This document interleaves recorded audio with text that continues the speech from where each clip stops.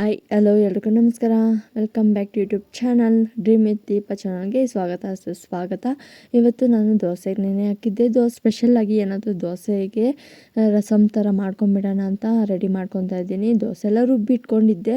ಅದಕ್ಕೆ ಒಂದು ಕುಕ್ಕರ್ಗೆ ಸ್ವಲ್ಪ ತೊಗರಿಬೇಳೆ, ಟೊಮೊಟೊ, ಉಪ್ಪು, ನೀರು ಹಾಕಿ ಒಂದು ವಿಸಿಲ್ ಬರೋವರೆಗೂ ಕೂಗಿಸ್ಕೋಬೇಕು. ಯಾಕಂದರೆ ಟೊಮೊಟೊ ಸಾಂಬಾರು, ಬೇಳೆ ಟೊಮೊಟೊ ರಸಮ್ ಮಾಡ್ತಾ ಇರೋದು ತುಂಬ ಸ್ಪೆಷಲಾಗಿರುತ್ತೆ, ತುಂಬ ಚೆನ್ನಾಗಿರುತ್ತೆ.